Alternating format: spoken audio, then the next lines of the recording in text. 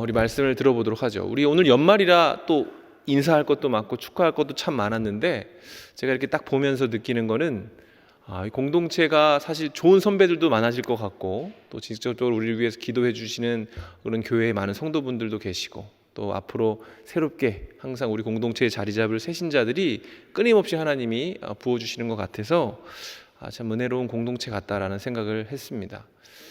오늘 말씀을 한번 나눠보겠습니다. 오늘 우리가 읽은 말씀은 성탄절 때마다 모든 교회에서 적어도 한 번 이상은 낭독되어지는 말씀입니다. 바로 14절이 그것인데요. 마태복음 1장 23절에도 이와 동일한 말씀이 등장을 합니다. 그 말씀을 한 번 더 읽어보도록 하겠습니다. 시작. 보라, 처녀가 잉태하여 아들을 낳을 것이요 그의 이름을 임마누엘이라 하리라 하셨으니 이를 번역한즉 하나님이 우리와 함께 계시다 함이라. 자, 이 말씀은 마태복음에서 이 말씀은 요셉이라는 사람에게 주어진 말씀이에요. 이 말씀이 임할 때 요셉의 삶은 매우 어려운 상황 가운데 있었습니다. 왜냐하면 그가 도저히 이해할 수 없고 받아들일 수 없는 사실이 그의 앞에 있었기 때문에 그렇습니다. 그 당시 요셉은 마리아라는 여인과 약혼한 상황이었는데 어느 날 갑자기 마리아가 임신했다는 소식을 듣게 됩니다. 유대인들에게 있어서 약혼이라는 것은 그냥 단순한 약속이 아니라 이미 사회적으로 그 두 사람이 부부가 되었다라는 것을 의미하는 거였어요. 그러니까 다른 사람들이 봤을 때 요셉과 마리아는 이미 부부, 하나 된 그런 사람이었다라는 것이죠. 단지 동거하지 않을 뿐 그들은 이미 부부였습니다. 그 시대 유대인들의 결혼 풍습을 가만히 살펴보면 약혼을 먼저 신부의 집에서 해요. 그 다음에 어떻게 하냐면 각자의 집에서 1년간 서로를 준비를 합니다. 남편은 아내와 같이 할 보금자리를 아버지와 함께 만들고 또 아내가 될 신부는 어머니에게서 신부 수업을 받는 거죠. 그리고 결정적으로 이 1년간의 시간 동안 절대 서로를 엄하게 못 보게 했어요. 그러니까 이게 뭐냐면 그리움을 통해서 서로를 향한 애틋함을 좀 키워가라는 그 조상들의 지혜이기도 했습니다. 그러니까 이 1년이라는 시간 동안 신랑과 신부는 끊임없이 그 상대방을 묵상해야 되는 거예요. 내가 주 하는 일에 그 아내와 남편의 이미지를 넣어서 그를 그리워하면서 자신에게 맡겨진 일을 감당하는 거죠. 그러니까 마리아와 약혼한 이후에 요셉도 아마 여느 신랑들처럼 이제 매일매일 아내와 함께할 집을 만들어가고 있었을 겁니다. 그런데 그런 요셉에게 비보가 들린 거예요. 마리아가 임신했다. 청천벽력 같은 그런 소식이었을 겁니다. 자, 이 당시에 요셉의 마음이 어땠을까요? 당혹감, 배신감, 절망감, 우울, 분노, 여러 설명할 수가 없었겠죠. 두 사람이 함께할 보금자리는 이제 거의 다 지어지고 있는데 그 안에 담아야 될 사랑이 산산조각이 나버린 것입니다. 아마 요셉의 마음은 무너졌을 거예요. 여러분, 사랑이라는 감정은 언제든지 증오로 바뀔 수 있는 겁니다. 그러니까 요셉의 마음 또한 그 사랑의 감정이 깊었던 만큼 그것이 증오로 바뀌어도 이상하지 않은 그런 상황이죠. 게다가 율법적으로 봤을 때 가늠한 여인은 죽음이었습니다. 그냥 죽는 것이 아니라 많은 사람들 앞에서 돌팔매를 당해서 비참하게 죽을 수 있는 그런 아주 무서운 그런 죄였어요. 그러니까 당시 요셉에게는 마리아에게 이러한 형벌을 내릴 수 있는 어떤 권리도 있었다라는 거예요. 그런데 요셉은 그렇게 하지 않았습니다. 성경에 보면 요셉이 이 소식을 가만히 듣고 나서 관계를 조용히 끊으려고 했다, 이렇게 기록이 되어져 있어요. 그러니까 조용히 그냥 그 마리아를 율법 가운데 세우지 않고 그냥 잘 마무리하려고 했다, 이렇게 기록이 되어져 있어요. 그런데 그날 밤에 요셉이 이제 꿈을 꾸게 되는 거죠. 자, 요셉의 꿈에 천사가 나타났습니다. 그리고 마리아의 태중에 있는 아이의 이름을 지어주면서 그 아이가 성령으로 잉태된 것이다. 그가 백성을 구할 메시아이며 이 모든 일이 하나님의 뜻이다라고 이야기해 주었습니다. 자, 여러분이 만약에 요셉이라면 이 꿈을 어떻게 대하겠습니까? 이에 대해서 어떻게 반응하시겠습니까? 처녀가 성령으로 잉태했다. 여러분, 우리 가운데 이 사실을 믿을 수 있는 사람은 그렇게 많지 않을 겁니다. 이상한 꿈을 꿨네 라고 얘기할 거예요. 근데 요셉은 달랐어요. 마태복음 1장 24절에서 25절의 말씀입니다. 자, 시작. 요셉이 잠에서 깨어 일어나 주의 사자의 분부대로 행하여 그의 아내를 데려왔으나 아들을 낳기까지 동침하지 아니하더니 나음의 이름을 예수라 하니라. 자, 놀랍게도 이 본문에서 나오는 얘기는 뭐예요? 순종입니다. 요셉은 믿었어요. 놀랍게도. 믿음으로 마리아를 아내로 삼고 태어난 아이의 이름을 예수라 지었다. 자, 어떻게 그럴 수 있었을까요? 성경은 요셉이 그렇게 할 수 있었던 근거에 대해서 분명히 이야기를 하죠. 요셉이 마리아를 깊이 사랑했기 때문이다. 그의 성품이 너그러웠다라고 표현하는 것이 아니라 그가 어떻기 때문에 그 일을 했다고요? 의로웠기 때문에 그렇게 했다, 이렇게 합니다. 그는 의인이라. 여기서 우리는 성경이 제시하고 있는 이 의로움에 대한 정의를 한번 살펴봐야 돼요. 성경은 무엇을 의로움이라고 이야기하는 것인가? 여러분, 유대인들에게 의로움이란 단순한 정의감이나 반듯함을 의미하지 않습니다. 유대적 사고 안에서 의로움이라는 건 뭐냐면 말씀에 대한 순종을 의미하는 거예요. 말씀에 대한 순종. 부정한 일을 행하지 않는 의지나 성품의 꼿꼿함을 이야기하는 것이 아니라 말씀의 권위를 인정하는 것을 이야기를 하는 거예요. 말씀을 들을 때 그것에 대해 순종하고 그것을 굳게 믿는 믿음을 보면서 성경은 뭐라고 하느냐? 의롭다, 이렇게 표현을 합니다. 이런 맥락에서 볼 때 이 놀라운 행위를 실제로 했던, 말씀 앞에서 놀라운 태도를 보여줬던 이 요셉은 의로운 사람 맞습니다. 자신에게 벌어진 일을, 이 황당하고 어이없는 상황을 경험과 상식에 근거해서 그 당시 사람들의 지식으로 해석하기 전에 먼저 말씀에 의지하여 하나님의 계획과 뜻으로 받아들였다는 것이에요. 하나님이 하시면 하실 수 있다. 그리고 그렇게 함으로써 이 시골 촌부에 불과했던 요셉은 예수님의 탄생과 성장을 돕는 보호자의 사명을 감당할 수 있게 된 거죠. 여기다 덤으로 자기가 그토록 사랑했던 그 마리아와 다시 부부가 되어서 행복하게 잘 살 수가 있었습니다. 한바탕면 부서질 뻔했던 그의 보금자리가 비로소 완성될 수 있었다라는 것이죠. 이처럼 성경에서 이 요셉이라는 사람은 거의 언급되지는 않지만 사실 누구보다 중요한 사명을 감당했던 믿음의 사람, 의인이다, 이렇게 볼 수가 있는 것이죠. 자, 이제 다시 한번 오늘 본문으로 돌아와서요. 자, 오늘 우리가 읽은 본문은 요셉보다 몇백 년 앞서서 같은 말씀을 받았던 사람의 이야기입니다. 그 또한 요셉과 비슷한 상황에서 하나님의 말씀을 받았어요. 14절을 받았습니다. 그런데 이 말씀 앞에서 태도가 요셉과 완전히 달랐어요. 전혀 다른 방식으로 움직였어요. 그 사람의 이름이 누구냐면 아하스라는 사람입니다. 요셉과 아하스라는 사람을 비교해 보면 일단 두 사람한테는 별로 공통 분모가 없습니다. 일단 신분이 너무 달라요.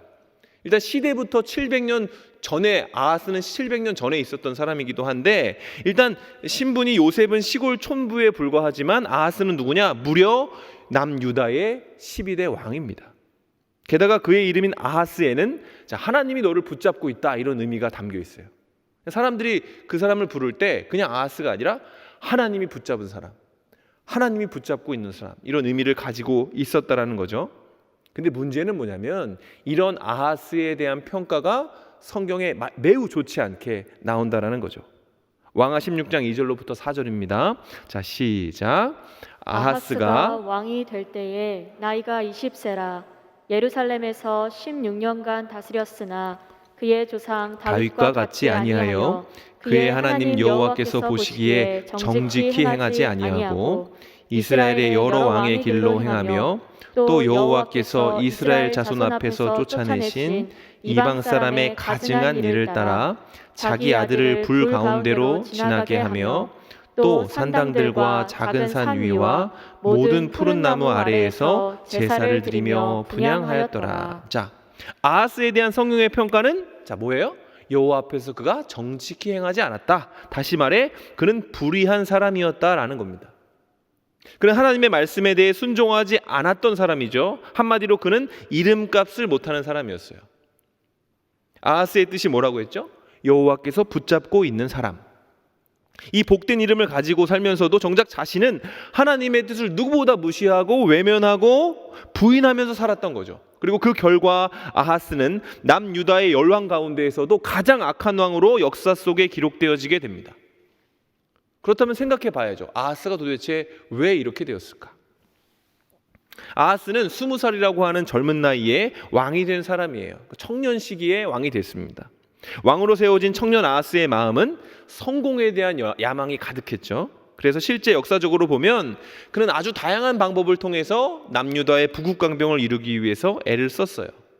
근데 문제는 그 다양한 방법이라는 것이 그 당시 시대의 대세와 유행을 따르는 것이었다는 것이죠. 아하스가 살 때 그 시대를 주름 잡고 있던 나라가 어디냐면 바로 아수르라고 하는 나라입니다.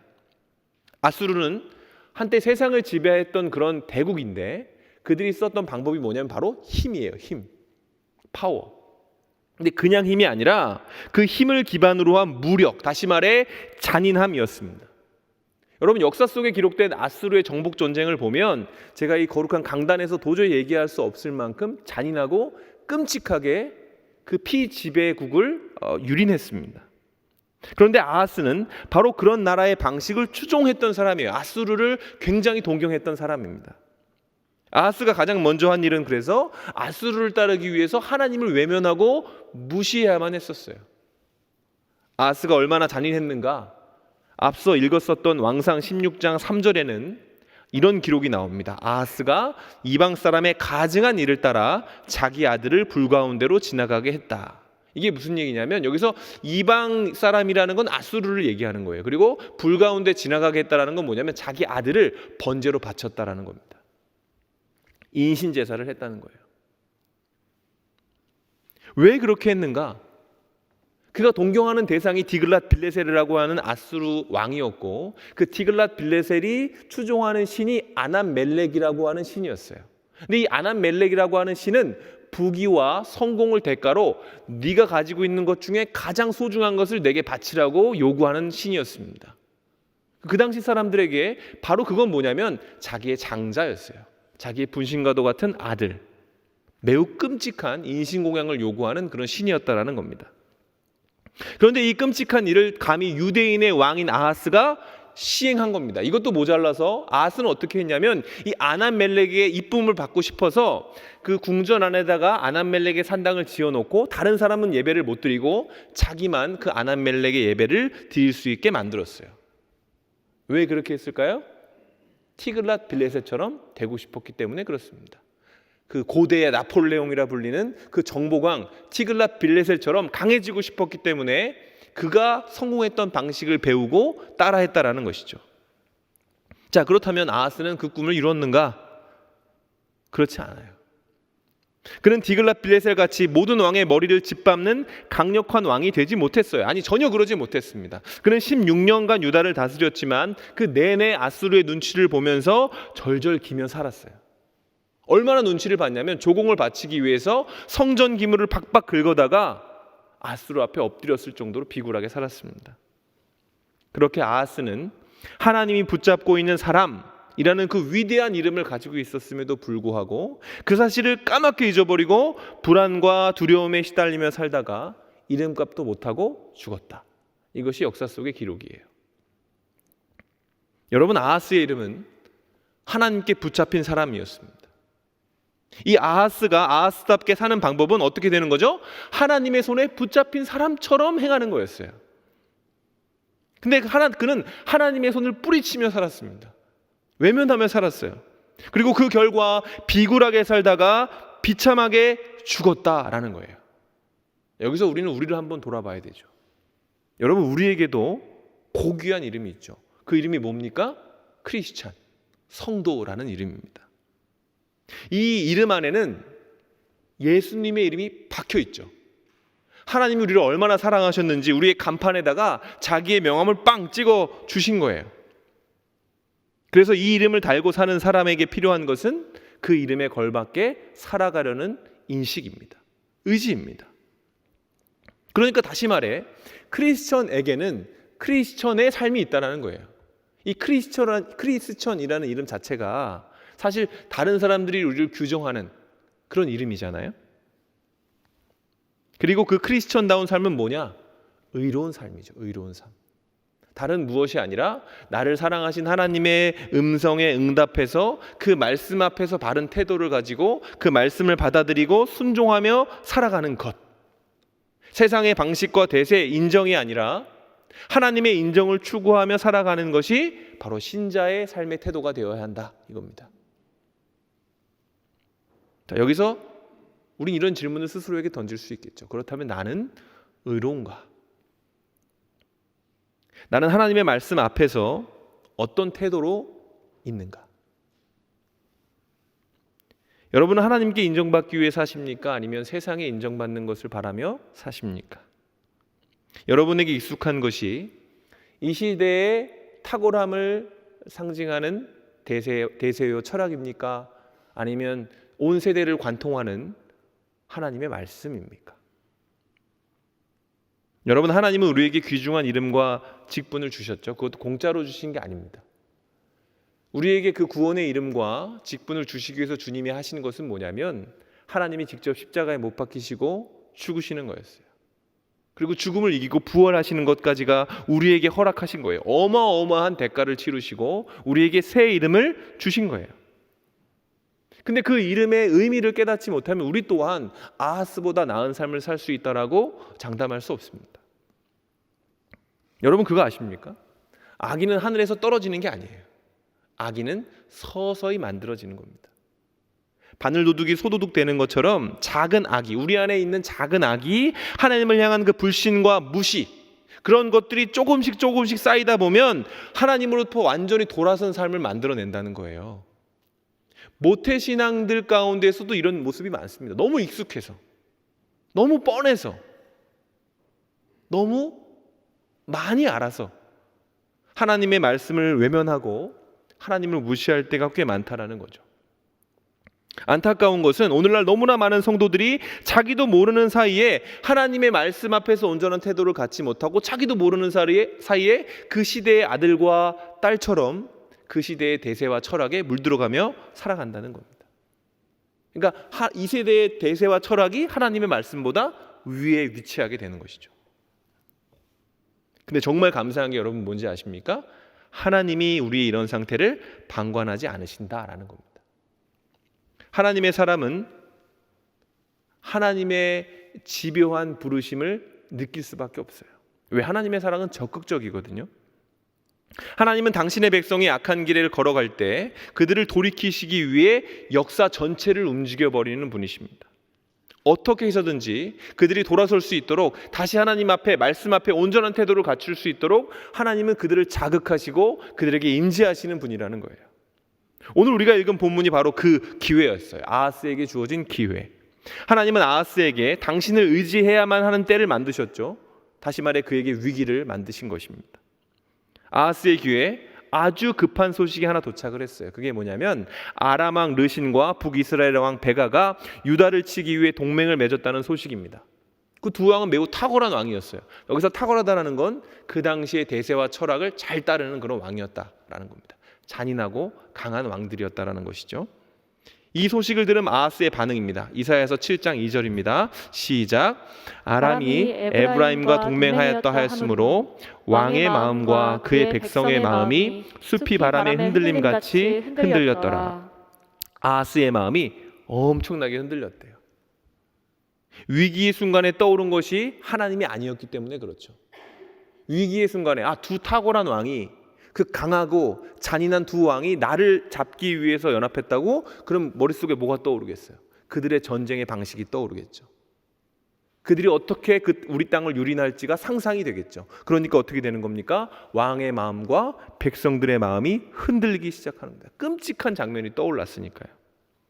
그때 하나님이 선지자 이사야를 그에게 보내어서 이렇게 말씀하시죠. 제가 읽겠습니다. 주 여호와의 말씀이 그 일은 서지 못하며 이루어지지 못하리라. 그리고 9절입니다. 에브라함의 머리는 사마리아여 사마리아의 머리는 르말리아의 아들이라. 만일 너희가 굳게 믿지 아니하면 너희는 굳게 서지 못하리라 하시니라. 여러분, 상식적으로 볼 때 두 왕의 동맹은 위기가 맞습니다. 이길 수 없어요. 아하스는 위태로움을 넘어 끝날 것 같이 보였습니다. 그러나 그 하나님께서 이 상황에 개입하심으로 시대의 기준으로는 탁월하다 일컫는 두 왕의 계획이 자신의 계획에 비하면 보잘것없다라고 아하스에게 지금 이야기하고 계신 거예요. 그러면서 이렇게 말씀하시죠. 내가 허락하지 않겠다. 그리고 아하스에게 한 가지를 요구하십니다. 그게 뭡니까? 믿으라는 겁니다. 내가 허락하지 않는다. 둘이 아니라 티글랏빌레셀이 온다 할지라도 내가 너 못 건드리게 할 거다. 그러나 아하스는 어떻게 하죠? 그 믿음 갖기를 거부합니다. 그럼 하나님은 그럼 왜 이런 아하스에게 믿으라고 하셨을까요? 아하스의 믿음이 있어야 하나님이 역사를 이루실 수 있기 때문에? 그렇지 않아요. 하나님이 아하스에게 믿으라고 하신 이유는 아하스를 너무 사랑하시기 때문에 그래요. 왜? 아하스의 마음이 지금 흔들리고 있잖아요. 이루어지지 않을 일을 가지고 바람에 흔들리는 숲처럼 불안해하고 있잖아요. 자기의 자녀가 불안하고 어려워하는 걸 기뻐하는 부모가 있습니까? 그걸 가만둘 부모가 있어요? 그러니까 얘기하는 거예요. 걱정하지 마, 걱정하지 마. 아무 일도 일어나지 않을 거야. 그냥 나한테 의뢰해. 나한테 기대해. 그러나 아하스는 그렇게 반응하지 않죠. 르신과 베가가 얼마나 강한데 말도 안 돼. 이건 일어날 수 없는 일이지. 세상의 대세와 유행만 따라 살던 아하스에게 하나님의 말씀과 그분의 계획은 허황되게 들리는 거예요. 말도 안 돼. 둘이 손을 잡았다는데 무슨 소리야. 그런 아하스에게 하나님이 말씀하십니다. 10절과 11절입니다. 자, 시작. 여호와께서 또 아하스에게 말씀하여 이르시되 너는 내 하나님 여호와께 한 징조를 구하되 깊은 데에서든지 높은 데에서든지 구하라 하시니. 자, 이 구절에서 여러분 또라는 단어와 징조라는 단어를 잘 살펴봐야 돼요.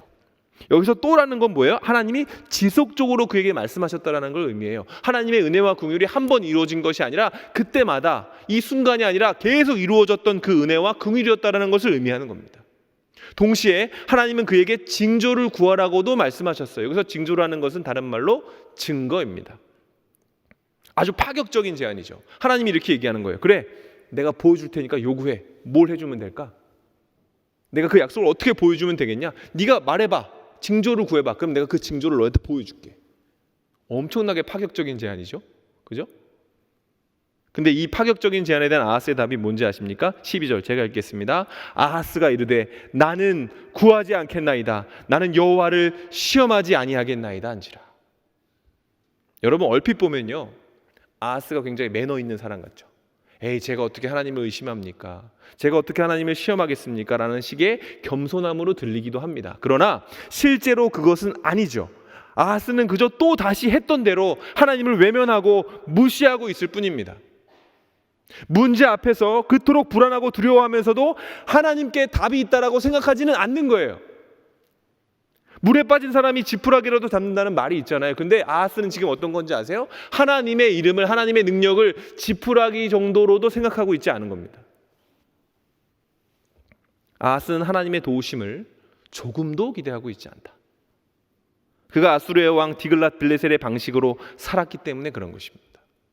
탐욕스럽고 잔인한 아람멜렉의 화신을 우상으로 삼으면서 그처럼 되는 것을 꿈꾸고 그 사람처럼 살기를 원했기 때문에 하나님의 도우심이 내 삶 가운데 도움이 될 거라고 생각하지 않는 거예요.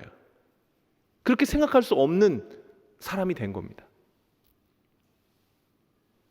그 잔인함 앞에 엎드려 빌면서 비굴하게 살지만 항상 긍휼과 위로와 사랑으로 항상 다가오시는 그 하나님의 손길은 뿌리친다. 이것이 지금 아하스의 모습인 것이죠. 그가 유다의 왕 가운데 가장 악한 왕으로 기록된 이유도 이것이고, 그가 고귀한 이름을 가지고도 그 직분을 가지고도 그냥 그렇게 살다가 또 그냥 그렇게 죽어버린 이유이기도 합니다.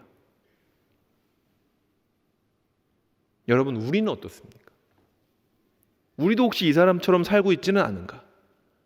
직접적으로 얘기하면 하나님께 어느 정도 기대하고 계십니까? 하나님이 여러분의 인생 가운데 어느 정도의 일을 만들어내실 수 있다고 생각을 하세요? 하나님은 그런 아하스에게 어떻게 하실까? 또 말씀하십니다.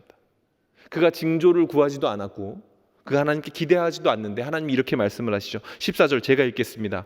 그러므로 주께서 친히 징조를 너희에게 주실 것이다. 친히 징조를 너희에게 주실 것이다. 보라, 처녀가 잉태하여 아들을 낳을 것이요 그의 이름을 임마누엘이라 하리라. 위대한 말씀이죠.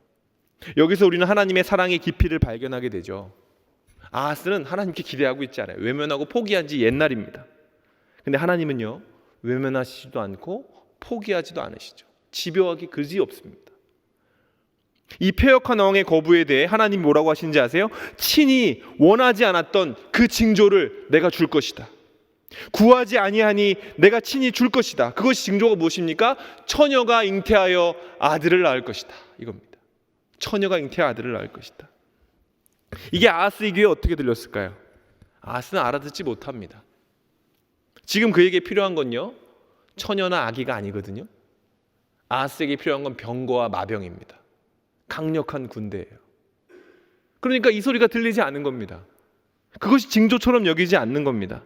웬 처녀가 잉태해서 아들을 낳아? 말도 안 되는, 자다가 봉창 두드리는 소리를 하는 것이죠. 경험과 상식에서 완전히 벗어난 이 하나님의 음성에 대해 아하스의 태도는 뭐냐면 지극히 상식적이고 지극히 합리적으로 한 귀로 듣고 한 귀로 흘리는 것이었어요. 아하스는 받아들이지 않았습니다. 아니, 받아들일 수가 없었어요. 왜? 하나님을 믿지 않았기 때문에. 하나님께 기대해 본 적이 단 한 번도 없기 때문에. 그래서 그는 하나님에 대한 기대를 갖는 대신에 항상 그래왔던 대로 불의하게 자기의 뜻대로 맘대로 길을 찾았다. 이것이 역사 속의 기록입니다. 여러분, 하나님과 멀어진 사람의 가장 큰 특징이 뭔지 아십니까? 하나님께 구하지 않는다는 거예요. 어린아이처럼 기도하지 않습니다. 고고한 기도의 제목만 내어놓을 수 있겠죠. 그러나 하나님과 가까워지면요, 진짜 너무하다 싶을 정도로 사사로운 기도 제목이 생기기 시작합니다. 여러분, 그것이 단순히 어떤 하나님 그 신앙의 가벼움이라고 생각하지 마세요. 여러분, 하나님께 작은 것 하나 구하고 기도할 수 있다면 어쩌면 그는 하나님과 그만큼 가까운 것이다 볼 수 있습니다. 우리 딸들은 별걸 제게 다 시켜요. 저걸 주워주세요부터 시작을 해서 업어주세요, 사주세요, 먹여주세요. 제가 어떻게 할까요? 싫어할까요? 싫어하게 보이나 보죠? 네, 귀찮긴 합니다. 네, 아니, 그게 아니고요. 받아주죠. 왜? 제게 의지하는 딸의 모습들이 싫지 않기 때문에 그렇습니다. 여러분, 눈에 보이는 것만 믿는 것은 신앙이 아니죠. 우리의 경험과 상식선에서 하나님을 꿈꾸면서 그가 하실 일을 기대하지 않는 것 또한 신앙이 아닙니다. 성경은 수많은 기적의 이야기를 하고 있습니다. 홍해가 갈라졌어요. 만나가 하늘에서 내렸습니다. 구름 기둥과 불 기둥이 이스라엘 백성을 인도했습니다. 열강들, 아수르, 바벨론, 페르시아가 뒤싸고 있는 그 중동의 그 한 가운데에서 작은 민족이 살아남았습니다. 전쟁이 있을 때마다, 시대의 유행이 바뀔 때마다 아수르는 힘으로 지배했고, 바벨론은 지혜로 지배했고, 페르시아는 돈으로 지배했습니다. 그러나 그 모든 지배의 방식과 대세가 바뀔 때마다 이스라엘은 오로지 하나님의 말씀의 법칙으로만 살아남았습니다. 하나님은 언제나 역사하셨고 그들을 이끄셨다라는 거예요.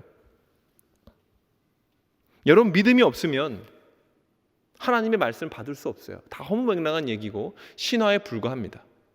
처녀가 잉태하여 아들을 낳는다니요. 태초에 하나님이 천지를 창조하셨다니요. 우리는 원래 아메바였습니다. 믿으십니까? 성경에 있는 이야기는 우리가 특별한 존재라고 이야기를 합니다. 성경은 우리가 하나님의 자녀라고 이야기를 해요. 그 자녀의 그 자격을 어떻게 가졌는지 우리가 궁금해한다면 하나님은 그것을 십자가라고도 말씀하시죠. 여러분, 우리는 더 하나님을 꿈꿔야 되는 거예요. 그래서 하나님께 더 많이 기대해야 되는 겁니다. 청년의 시기에 하는 건 뭔지 아세요? 하나님께 정말 어이없을 정도로 기대해 보는 것이 바로 청년의 사명이라고 저는 생각을 합니다. 온 세상이 큰 환난을 맞이했었습니다. 사람들이 이 거대한 문제에 휩쓸려 다녔죠. 문제는 예수님을 믿는 사람들도 똑같이 그렇게 살았다는 거죠.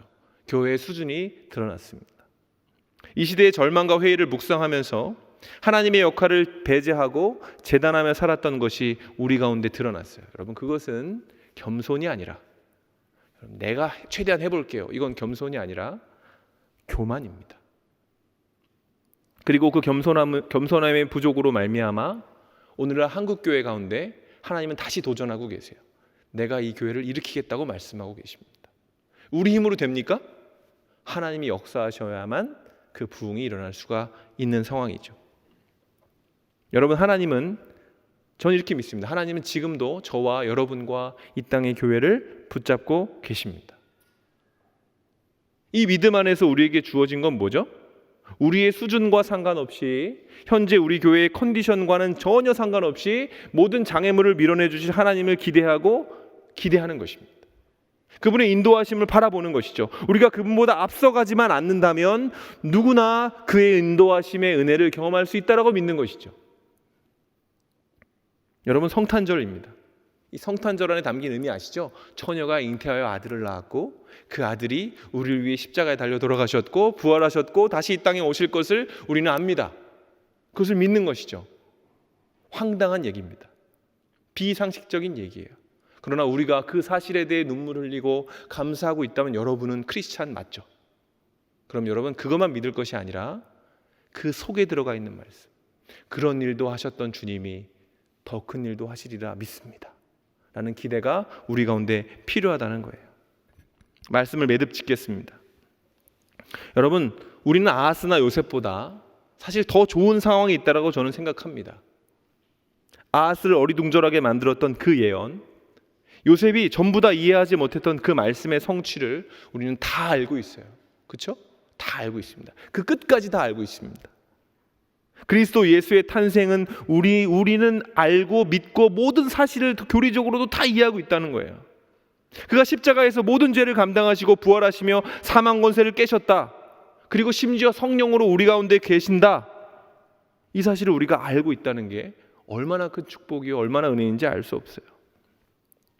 여러분, 예수님은 기묘고 모사이시라서 상상하지 못하는 방법으로 이 땅을 구원하신 거예요. 누구도 상상하지 못했던 방법.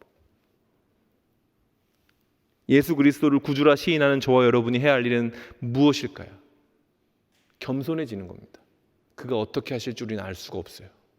여러분의 인생을 어떻게 역전시키실지 알 수 없고, 우리의 지금 답답해 보이는 어둠을 어떻게 거두어 주실지 우리는 감히 상상할 수도 없는 겁니다. 그렇다면 무엇을 해야 합니까? 우리가 아는 수준, 상식, 아하스처럼 내가 배운 세상의 지혜와 철학의 근거에서 하나님을 재단할 것이 아니라 성경에 나와 있는 하나님의 놀라우신 능력과 역사하심에 기대어서 그 내 삶 가운데, 내 꿈 가운데, 내 비전 가운데 어떠한 일을 이루실지를 기대하면서 작은 것 하나까지도 기도할 수 있는 사람이 되는 거예요. 그럼 하나님이 여러분에게 역사하실 겁니다. 여러분이 기대한 수준이 아닐지라도, 아니 그 이상을 하실지도 모르죠. 어떻게 하실지는 모르지만 그것은 우리 이 삶 가운데 선한 것이 될 것입니다. 그리고 우리가 그렇게 하나님을 기대하게 될 때 성경은 우리를 의인이라 칭할 것이고, 세상의 대세와 유행이 아닌 믿음으로 사는 우리가 교회가 되어질 때 이 땅에 우리가 상상하지도 못했던 부흥과 회복이 우리 눈앞에 펼쳐지게 될 것입니다. 우리가 믿음의 눈으로 예수 그리스도를 기대하며 바라본다면 여러분, 믿음의 주여 온전케 하시는 주님은 항상 그릇 행하여 자기의 길로 가다가 사망의 음침한 골짜기를 헤매는 우리를 지치지 아니하시고 사랑으로 가르치실 것이며 위로하시고 그의 나라와 그의 의의 길로 인도해 주실 것입니다. 그런 인도하심을 기대하며 기도하는 저 여러분이 되시기를 주님의 이름으로 축원합니다.